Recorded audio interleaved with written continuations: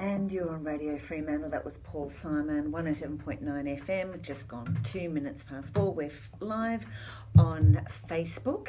And today we're going to be talking about resolution fails. Okay, so it's now, what is it? The 11th of January. Good point that you can look at your New Year's resolutions, whether you made them or not. Did you make them and fail, or do you just give up in making them altogether because they normally are a failure? Well, an interesting article I read about why resolutions fail and basically what you can do to get back on track.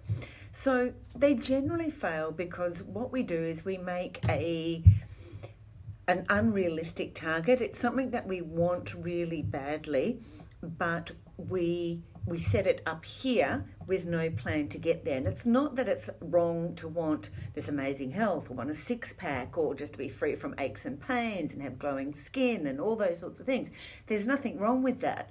But how are you going to get there? And that's the point that people make the resolution fails. I know because I do it every year. So this year I had a thing, right, I'm going to get out, I'm going to exercise every day, I want to get really fit, I want to get rid of my tuck shop arms, which is why I've got this top on, because look at that. Can't see any tuck shop arms with that top.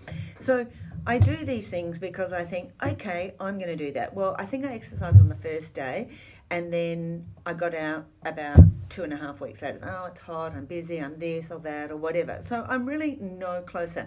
And it seems that I'm not alone, which is good because I thought it was just me that failed every year. So it's nice to know. So let me know if you failed at your New Year's resolutions already, and if you are striving ahead, well, good on you. I'm really happy for you. But if you failed like me, then it probably will make me feel better if you comment below how you've stuffed up. Anyway, one of the reasons that we fail is one is putting these amazing, hard to reach goals. But the second thing is, it's not so much that we've made those goals, that we have no plan to get there. And the plan isn't based on how we want to feel. It's about what we want, which is why I'm making those goals about what we want rather than how we want to feel makes all the difference. So, for example, if I said to myself, so I want to get rid of that tuck shop arms, and I want to, have a flat stomach and all these sorts of things, and have legs that don't wobble when I walk in shorts and all those sorts of things. But really, I need to focus on how I want to feel. And the same thing with my clients when they're doing health. And it's funny, you see it in other people, but when it comes to yourself, you're like, no, I'm fine, it doesn't apply to me, and I can just do it on my own. But I see it in my clients where they say, I want to lose weight and I want to do this, but how do you want to feel? Okay, I want to feel alive, and I want to feel like I've got a lot of energy, and I don't want to feel tired at the end of the day. So also, what don't you want to do? And I don't want to be lethargic, and I don't have to want to be wearing makeup all the time. What are your values, and how do you want to feel? Do you value feeling good? When you start to value feeling good, when you start to know what it is that you want to do, okay, I want to be, I want to wake up every day free from pain.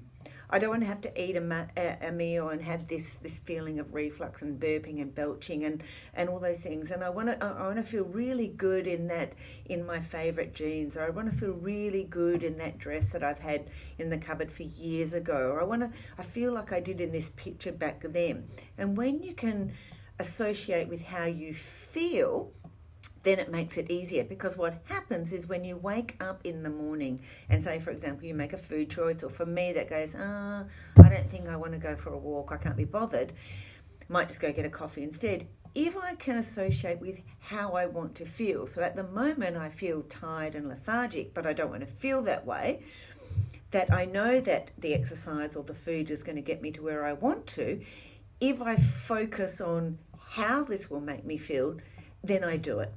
And then when I do it, I feel better. And then it makes me want to do it the next time and the next time and the next time. So the same thing with your food. So what do I say to my clients is, forget about what you're avoiding. Okay, think about all the amazing things that you're adding in, and how much easier it is because you're just buying in the grocery section, how much easier it is because you've got a plan. So very important to have a plan. And then every day you can see how you feel. And when you feel great, then so comes the next day and the next day. So rather than making these resolutions that are just short term and here and all over the place, start thinking about, well, make a resolution to change in resolutions.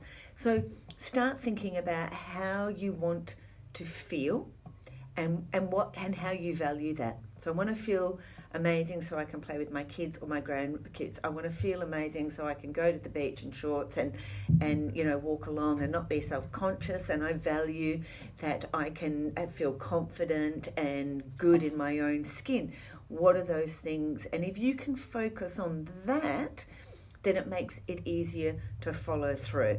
So maybe you want to, if you're listening to Radio Fremantle 107.9 FM, you can go to my Facebook page, Natalie Woodman, the Gut Engineer, and make a comment there, or you can call in at the station if you like. I'm happy to answer your calls or your questions. And if you're listening to me, hey Carmel, thanks for listening in, then comment below, what resolutions did you make? Didn't they work? If they did work, then we'd love you to share how they work. So maybe you did focus on the way that the feelings that you wanted or the values that you had.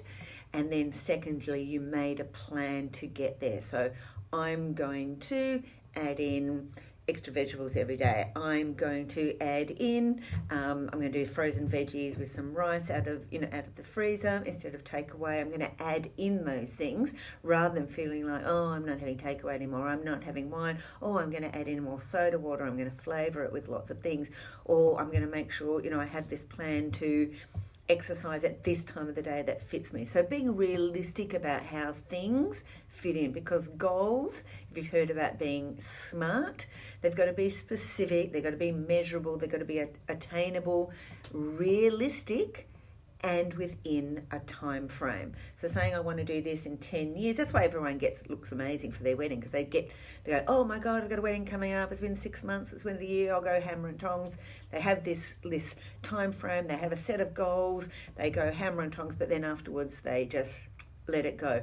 And I think last but not least, what I want to say to you is being realistic about that health is not a destination, it's a journey. So if you think you are just getting there, if you think you're going to do something, go, oh, yep, I'm there, I'm done, then it's not going to work.